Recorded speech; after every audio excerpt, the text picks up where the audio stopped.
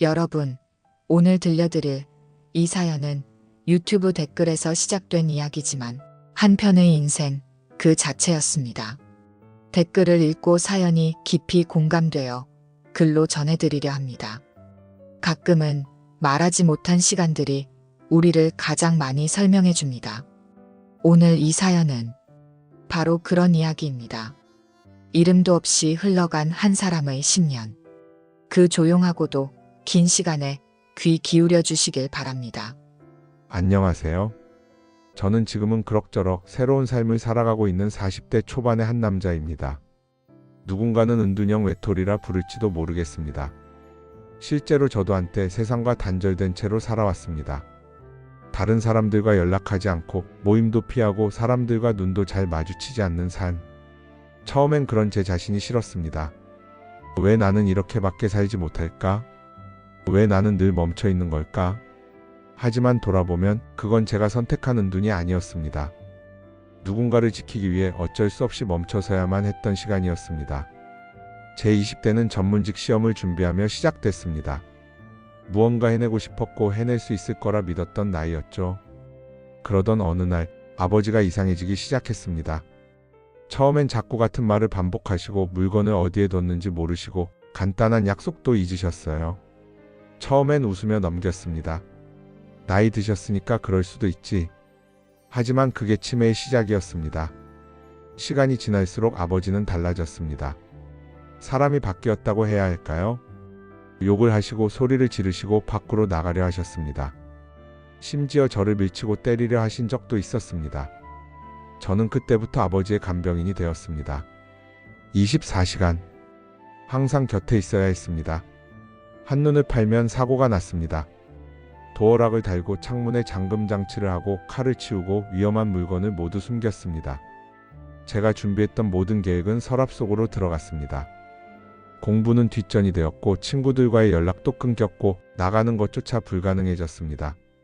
처음 1, 2년은 이 시기만 넘기면 괜찮아질 거야 라고 생각했습니다. 하지만 시간이 갈수록 더 어려워졌습니다. 아버지의 증상은 점점 더 심해졌고 저는 점점 더 고립됐습니다. 하루는 새벽에 비명소리에 깼습니다. 아버지가 밤중에 현관문을 열고 나가려고 하셨거든요. 도어락을 뜯으려 하셨고 온몸이 땀에 젖은 채 저를 밀치셨습니다. 경찰이 오고 이웃들이 나와서 어쩔 줄 몰라 할 때 저는 그 자리에서 얼어붙은 채 서 있었습니다. 그런 상황이 반복됐습니다. 한두 번이 아니었습니다. 어떤 날은 경찰서에서 아버지를 데려와야 했고 또 어떤 날은 사고를 수습하느라 한나절을 밖에서 보내야 했습니다. 결국 아버지가 법적 문제로 재판을 받는 일도 있었습니다. 그 재판 준비도 서류도 진술도 모두 제가 했습니다. 아무도 대신해줄 수 없었습니다. 그리고 아무도 관심 갖지 않았습니다. 가족들은 제가 같이 살고 있으니 곁에서 보호하는 걸 당연하게 여겼습니다. 제가 그렇게 살고 있는 동안 친구들은 점점 연락이 끊겼고 경조사에도 나갈 수 없게 되면서 친척들과의 관계도 멀어졌습니다. 얘는 왜 이렇게 안 보이냐? 요즘 뭐하고 지내냐? 그런 말이 들려올 때면 괜히 숨고 싶었습니다. 설명하기도 싫었고 굳이 이해받고 싶지도 않았습니다. 그러다 어느 날 아버지는 결국 거동이 어려워지셨고 많은 걸 잊어버리셨고 아무 말도 하지 않으셨습니다. 그렇게 10년이 흘렀습니다. 그리고 아버지는 세상을 떠나셨습니다. 말없이 조용히. 그 모든 게 끝난 뒤 놀랍게도 가족들과 친척들이 하나둘씩 다시 연락을 해오기 시작했습니다. 하지만 그들은 묻기보다 말했습니다. 그걸 왜 네가 다 했냐? 요양원에 맡기고 일하지 그랬냐? 쉽게 말을 합니다. 그 나이 먹도록 아직도 일 안 했냐? 그들의 말은 비수처럼 꽂혔습니다. 치매 초기엔 요양원 등급조차 안 나왔고 폭력적인 증상 때문에 어느 시설도 쉽게 받아주지 않았다는 걸 그 누구도 몰랐습니다. 그 시간 저는 정말 아무것도 안 한 게 아니었습니다. 오히려 제가 아니면 안 됐던 시간들이었습니다. 하지만 사람들은 그걸 듣지 않았습니다. 알려고 하지도 않았습니다. 결국 저는 그런 가족들과 연락을 끊었습니다. 내가 나를 지키기 위해 선택한 의절이었습니다.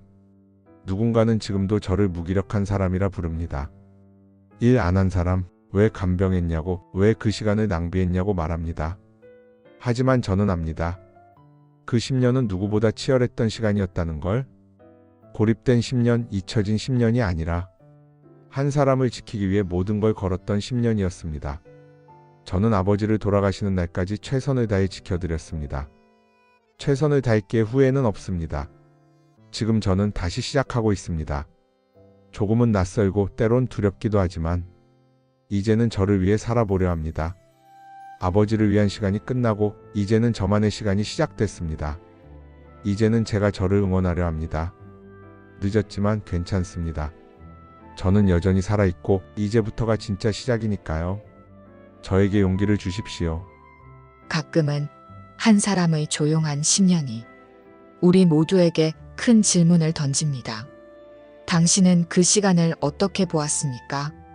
당신은 누군가의 고요한 희생을 얼마나 이해하고 있습니까?